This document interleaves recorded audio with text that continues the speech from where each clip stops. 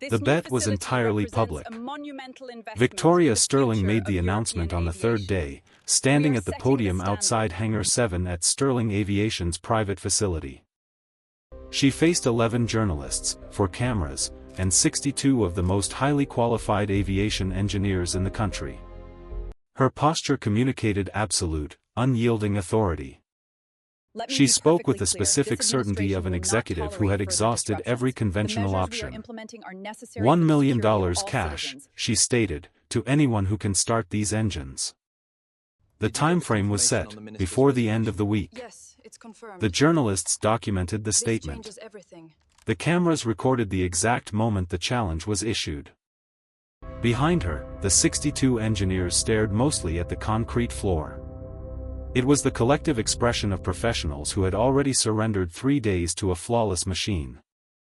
The aircraft dominating the hangar was a Gulfstream G700 Midnight Silver. Delivered 14 months prior, it represented the pinnacle of private aviation technology. Now, it sat completely silent. Not because of a mechanical failure.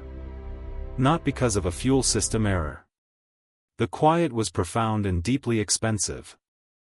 By the following morning, the news had circulated through 4 regional publications.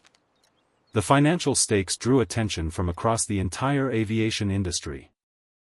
200 engineers from 11 countries descended on the facility. They brought advanced diagnostic tablets, testing the hardware, replacing components, and recalibrating sensors continuously. Yet, the $75 million jet remained grounded. The hangar echoed with the quiet desperation of experts realizing that their combined knowledge was fundamentally insufficient. Marcus, the technical director for Sterling Aviation, had been managing the crisis for 6 uninterrupted days. The exhaustion was deeply etched into his features. On his workstation sat a stack of diagnostic reports 4 inches thick. Every page documented a procedure that had systematically produced 0 results. Even the manufacturer's dedicated technical support team had spent 4 hours on a remote diagnostic session, only to recommend a complete factory return. A factory return meant 6 to 8 weeks. From her glass-walled office overlooking the hangar floor, Victoria reviewed the impending charter contract. The event had been planned for 4 months. It involved 12 elite clients whose combined business represented $8.4 million in annual revenue. The G700 was the specifically requested aircraft. Substituting a lesser jet from the fleet was physically possible, but it carried a distinct message. It would be a statement about Sterling Aviation's inability to deliver on its promises to clients whose expectations permitted no compromises. Down on the hangar floor, the ground crew supervisor, Pete, stared at a diagnostic tablet. He had been consulting it throughout the morning.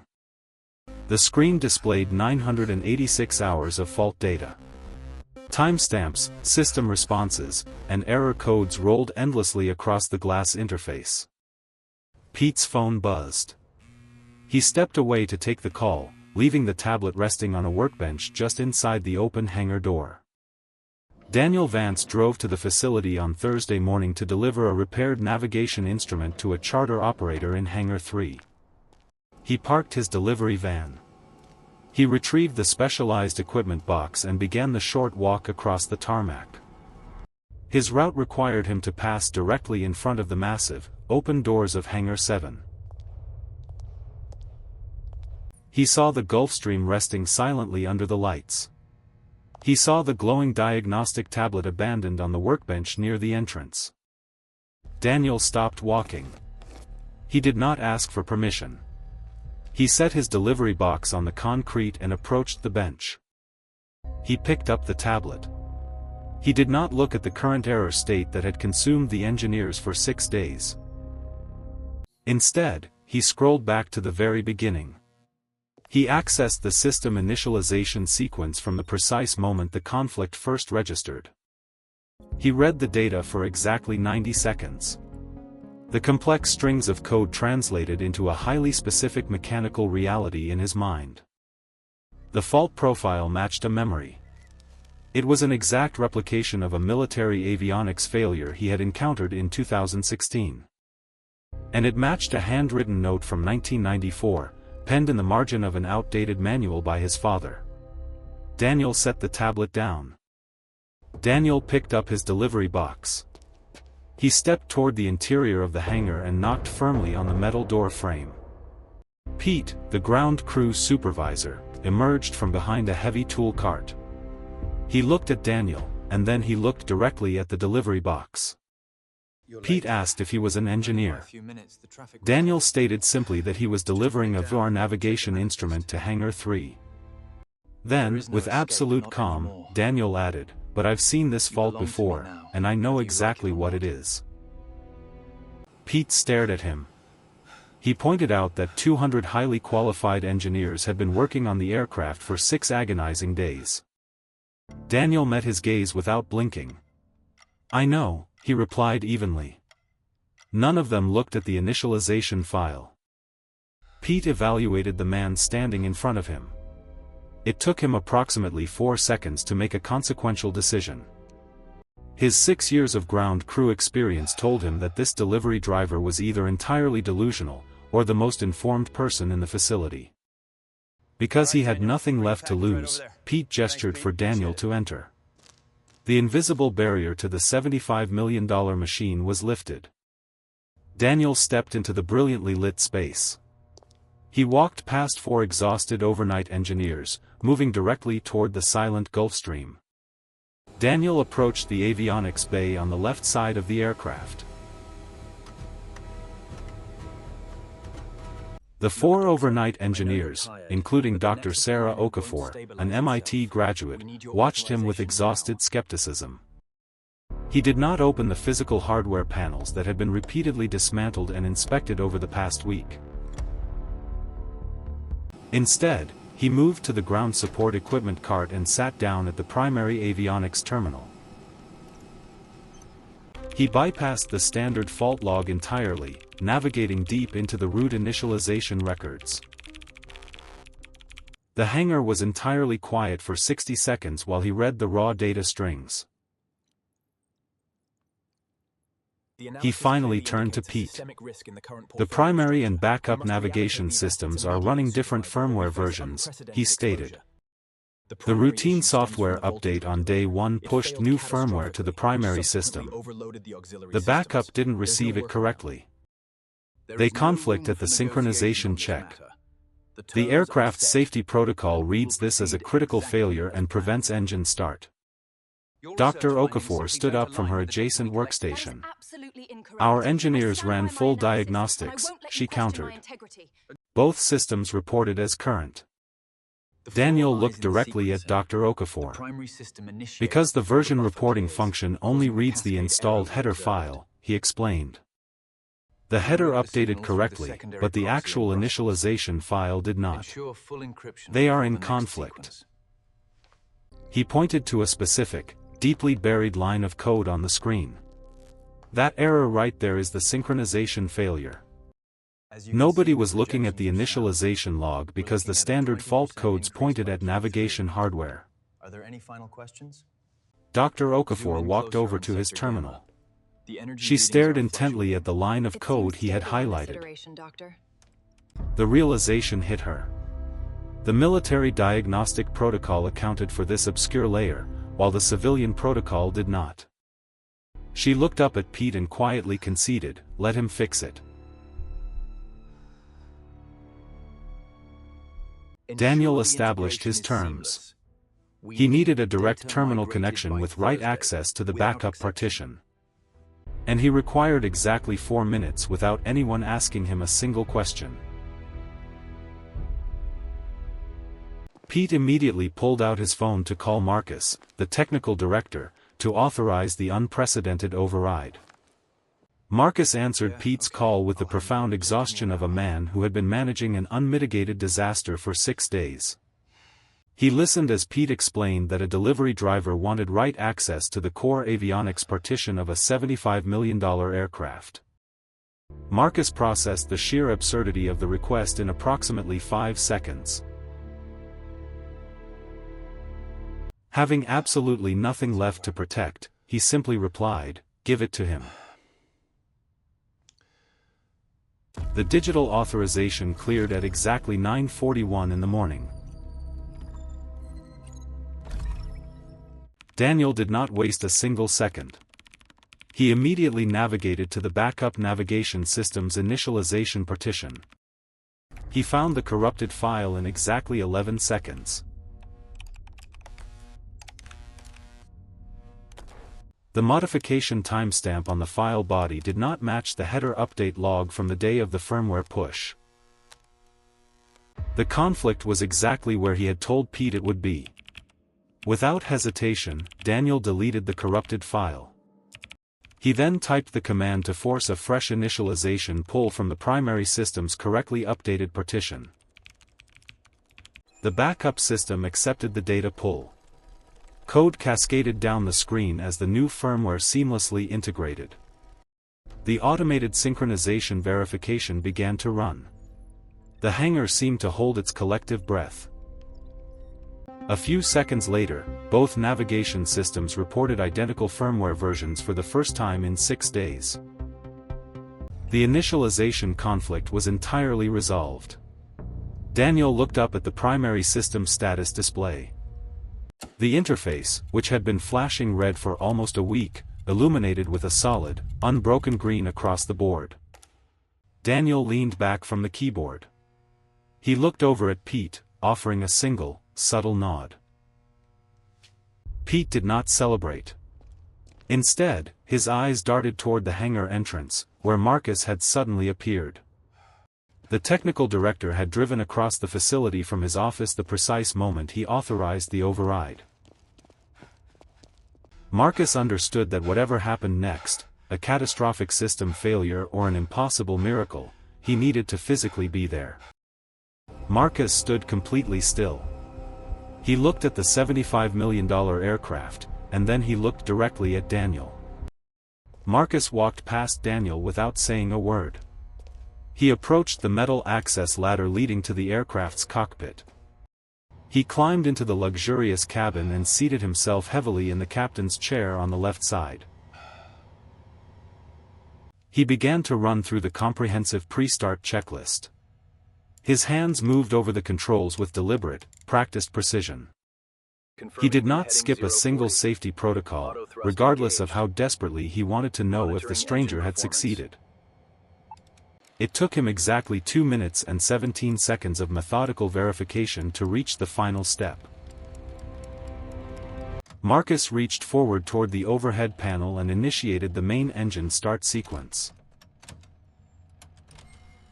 Deep inside the rear of the aircraft, the massive dual Rolls-Royce turbines began to spool up. It was not just a single engine firing, but both of them, operating in perfect sequential authority. The flawless hardware had been waiting 6 days for the invisible software conflict to clear so it could simply function. The deep, resonant roar of $75 million worth of pure engineering power aggressively filled the hangar. Dr. Sarah Okafor, holding a doctorate from MIT, had spent 6 grueling days analyzing this specific aircraft. She watched the primary status board hold steady. She listened to the deafening, beautiful sound of the running engines. Completely overwhelmed, she did not look for a chair. She simply sank to the hard concrete floor of the hangar. She rested her hands on her knees, staring at the functioning jet in absolute, stunned silence. Nearby stood Carl, a senior engineer who had personally replaced $84,000 worth of navigation hardware over the past 3 days. Carl's voice barely carried over the roar of the engines. "The initialization file," he said numbly, looking at Daniel. "We didn't look there because the standard civilian protocol doesn't include it." Daniel nodded. "The military protocol does." Daniel explained that his father had discovered this exact fault architecture during a military grounding in 1993. He wrote the solution in the margin of a manual in 1994. "I read it when I was 16. I recognized it on your tablet in 90 seconds. Carl looked down at the concrete.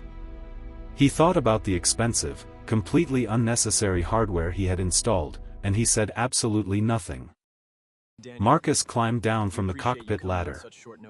He walked straight over to Daniel and extended his hand. The technical director of this operation, Marcus said, just authorized a delivery driver to rewrite the core partition of a $75 million aircraft. Daniel gripped his hand firmly. Based on a 90-second conversation, Marcus added, shaking his head. I am genuinely not sure whether that was the best or worst professional decision I have ever made. I have to tell them the truth. Daniel glanced toward the massive aircraft. The engines are running, he pointed out calmly. Marcus followed his gaze, a slight smile finally breaking through his exhaustion. Yes, they are. Miles away, Victoria Sterling was standing at the press conference podium.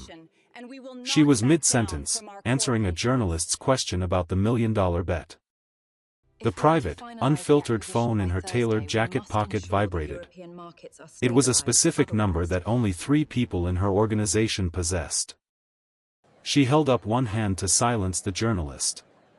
She pulled out the phone and answered it. On the other end of the line, Marcus spoke exactly 4 words to his CEO. The jet is running. Victoria Sterling stood at the podium in front of 11 journalists and 4 television cameras, and she said absolutely nothing for 3 seconds. The silence in the press room stretched, heavy and expectant, as she processed the impossible news. Finally, she looked directly at the journalist whose question she had just interrupted. I need to excuse myself, she stated simply.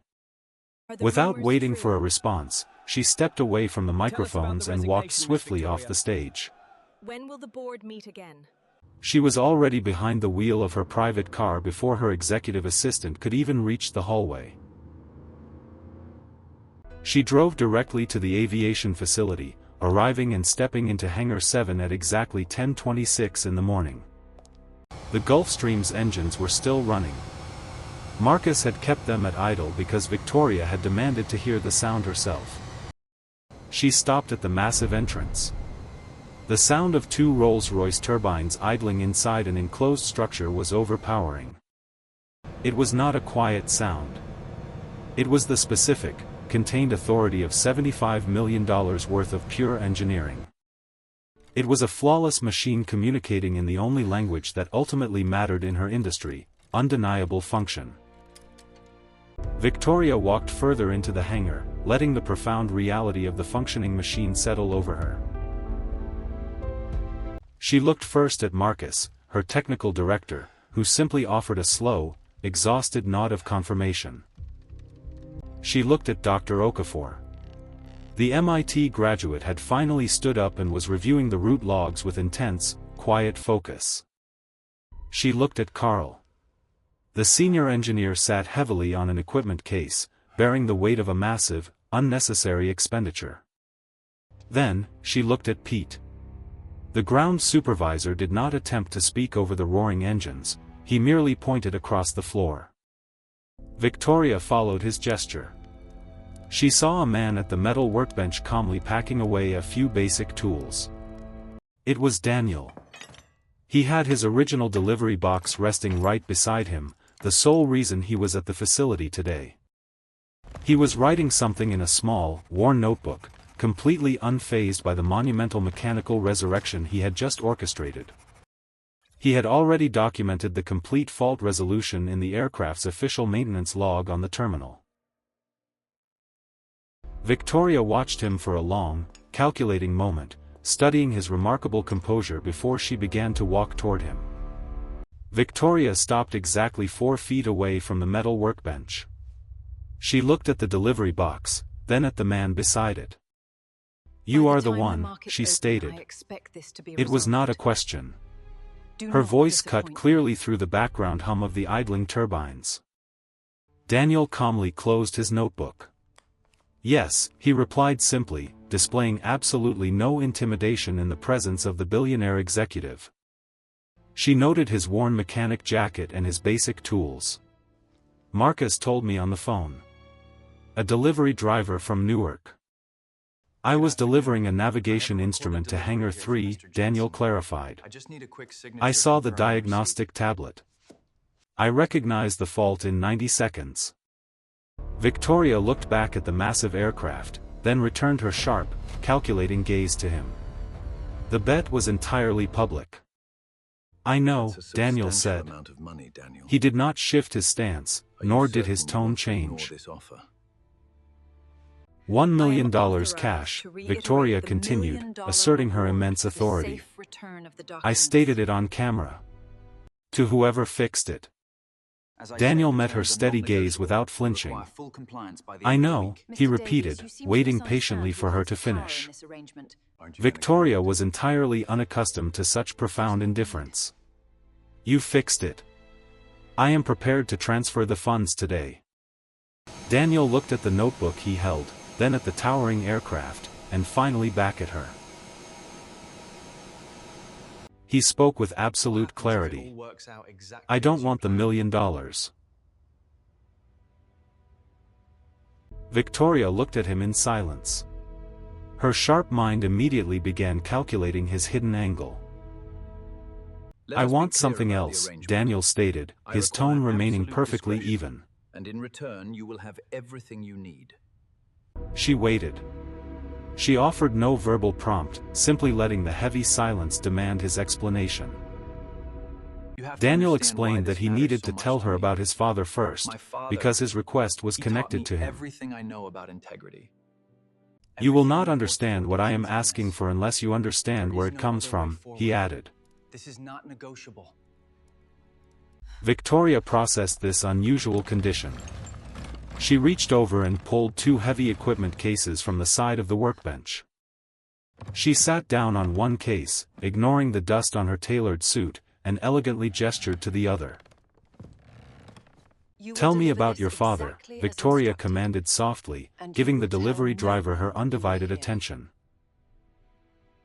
Daniel sat on the opposite case.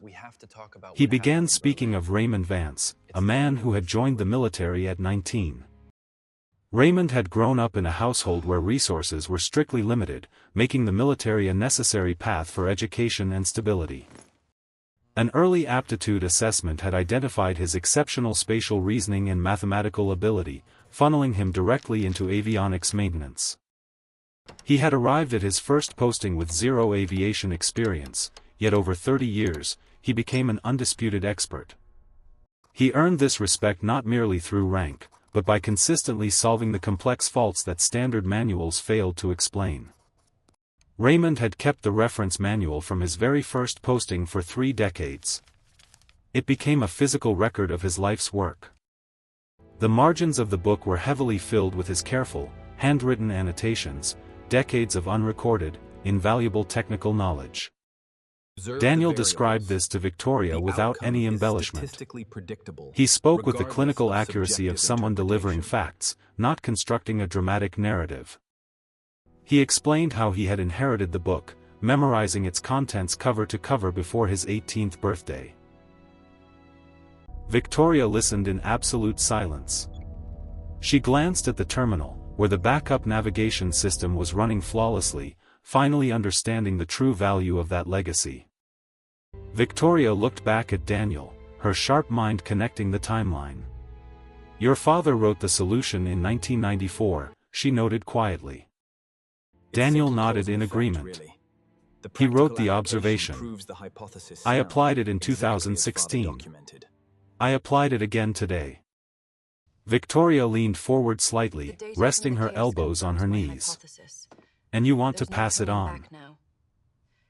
That is what I want instead of the $1 million, Daniel confirmed, his voice completely unwavering. Victoria uncrossed her arms, her deeply ingrained business instincts taking over. Tell me exactly what you mean. Daniel laid out his terms with absolute, calculating precision. A fully funded avionics training program. 2 young people per year from my neighborhood in Newark. Real training, real aircraft, real diagnostic work with absolute accountability. A 3-year commitment that gives them an actual, certified pathway into the aviation maintenance industry. Victoria calculated the logistics and the scale of the request instantly in her head. 2 per year. My father trained 2 junior technicians at a time across his entire career, Daniel explained. He believed knowledge was worthless if it stopped with the person who held it. Daniel continued, I have been the next person it stopped with for 11 years. These positions are the next movement. Victoria considered the practical application. The program would run through Sterling Aviation. The projections are sound. Through Sterling Aviation, Daniel agreed. With access to your aircraft, your facility, and your existing maintenance certification infrastructure. I will provide the technical curriculum, he added. You will provide the working environment. Victoria looked at him, her CEO mindset evaluating the cost. That is worth significantly more than $1 million over 3 years. Daniel shook his head slightly. No. It is worth exactly as much as the 2 people per year who come through it. No more, no less. Victoria looked at him for a long time. She did not perform the act of consideration, she actually considered it. It was the specific, deliberate process of a person who makes massive decisions regularly. She applied to this unique request the exact same quality of assessment she applied to her most complex financial reports. Finally, Victoria stated simply, I accept. She extended her hand toward him. Daniel met her extended hand with his own, a firm, calloused grip meeting a smooth, manicured palm. The deal was sealed in the center of the vast, echoing hangar, with the roar of the engines providing a constant, mechanical backdrop. Victoria did not release his hand immediately. She looked at him with a newfound, genuine curiosity. One more thing, she said, her voice dropping to a more intimate, professional volume. Daniel waited, his expression remaining neutral and attentive. The $1 million, Victoria continued. You said you did not want it for yourself. I know what you said, she clarified, but I am not offering it to you. I am offering it to the program as the founding endowment, she stated firmly. The terms are non-negotiable. 3 years of 2 positions per year, at full aviation maintenance certification standard, costs significant money. She held his gaze. I am the reason this aircraft was grounded for 6 days. This endowment is the appropriate accounting for that failure. Daniel was silent for a moment, absorbing the unexpected magnitude of her offer. He then said, my father would have considered that a fair arrangement. He would be very proud. Victoria offered a small, sincere nod. Good, she replied.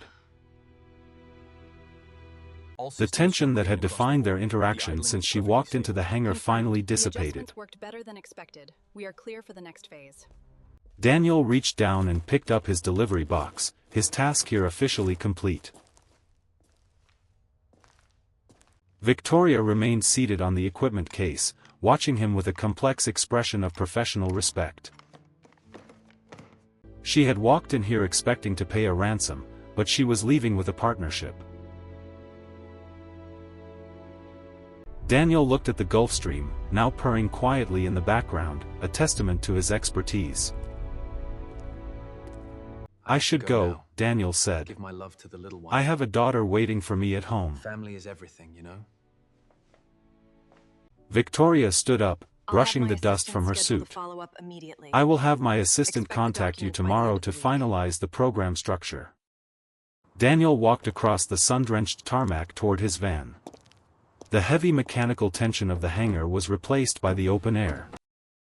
He loaded his delivery box into the back and climbed into the driver's seat. The drive to pick up Emma at 3:15 was short, a brief period for him to mentally shift gears from aircraft systems to fatherhood. Emma waited for him outside her school, sitting on a low brick wall with her notebook open. She performed her routine assessment before she even fastened her seatbelt, watching him with observant, intelligent eyes. "Emma, something happened today," Daniel said, his voice softening as he pulled away from the curb. Put on a movie when we get back. "Something big?" she asked, her curiosity immediate and sharp. Has seen in 50 years. Daniel nodded. Your intuition "Yes, serves you something well. very big."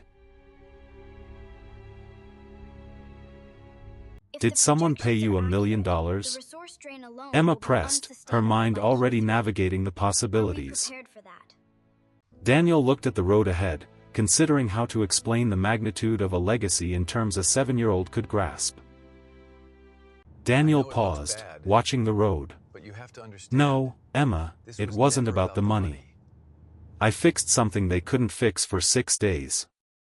Emma looked at her father, This her book notebook belonged to still a open wizard on her before lap. it came to us. "You fixed a giant jet?" "I We fixed a achieved the jet," goal. Daniel But the confirmed, money- his voice calm. Well, we decided The to $1 million use that for went to something much more permanent. instead. Emma leaned in again, her eyes bright. Where did the money go?"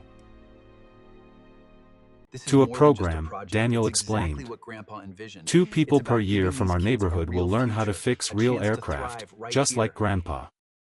Emma was silent for a long moment. She was processing the scale of the change her father had just initiated. "Because of Grandpa's manual?" she asked quietly, her voice full of sudden, clear understanding. Daniel looked at her, surprised by her quick connection. "Because of what Grandpa wrote in the margin?" "Yes." Emma looked out the window at the passing city. Her mind was already racing ahead to the implications of what he had told her. "So Grandpa's note from 1994 fixed a jet in 2026, she mused. "And now it's going to teach people for the next 3 years?" Daniel nodded slowly, keeping his eyes on the road. "That's an accurate summary, Emma." Emma opened her notebook, writing rapidly for the length of 3 traffic lights. At the next red light, she turned to show him the page. It read, "Grandpa wrote one sentence in 1994. Dad used it twice. Now, 6 people will learn it by 2030. Below that, in her own childlike script, she had written a final observation: "It doesn't stop." Daniel read her words, his grip on the steering wheel tightening just slightly from emotion. He looked at the road, unable to speak for a moment.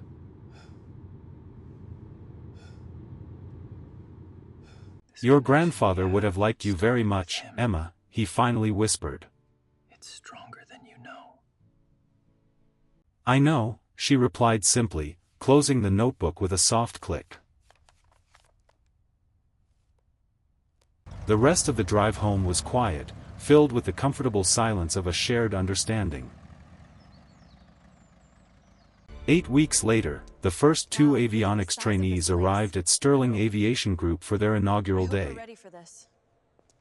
They stood nervously in the main hangar, dwarfed by the sheer scale of the private jets around them.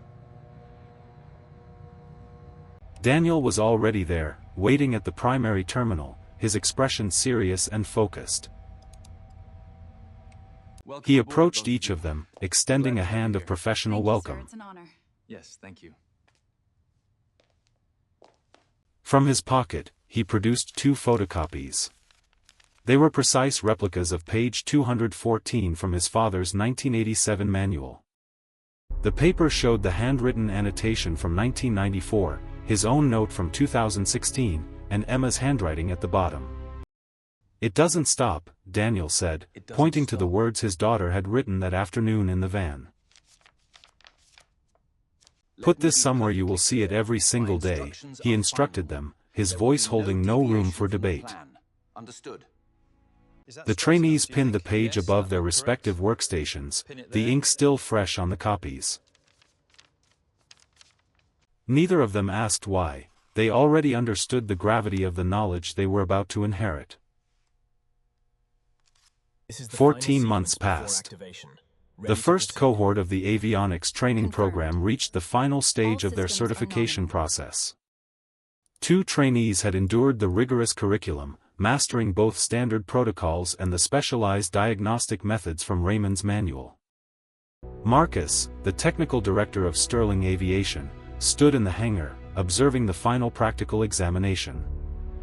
One of the trainees, a 20-year-old named Marcus from 3 streets off Canal Street, walked toward the terminal. He approached the Gulfstream, now a familiar sight, and initiated the complex initialization sequence he had practiced for over a year. The diagnostic interface flickered to life. The young trainee executed every command with the calm, methodical rhythm Daniel had instilled in him. After exactly 4 minutes, the status board snapped to a perfect, unwavering green. The young man stood back, wiped his hands on his coveralls, and glanced toward his supervisor with a look of quiet triumph. Daniel, standing in the shadows of the hangar entrance, offered a slight, knowing nod of approval. The trainee had passed his FAA avionics maintenance certification on his first attempt, a rare milestone for any candidate. That evening, the new technician called Daniel from his first job at a regional aviation firm. Okay, I'll try that now. "It's in the manual they gave me here, too," the young man said, his voice brimming with excitement. Thank you, keep me posted. "My supervisor gave me the reference document, and I turned to page 214 immediately." They understand the craft. Daniel smiled to himself, hearing the echoes of his own past in the young man's voice. "Your grandfather's knowledge has a long reach," Daniel replied, the weight of 32 years finally settling into a peaceful circle. The story of a single sentence in a margin didn't end with a jet, or $1 million, or a training program. It continued in every person who learned to look beyond the surface to find the truth hidden in the logic. Daniel sat down at his kitchen table, watching Emma finish her own homework in the quiet light of the evening. He knew then that the knowledge he carried was not his alone, it belonged to everyone he passed it to. It didn't stop. It never would.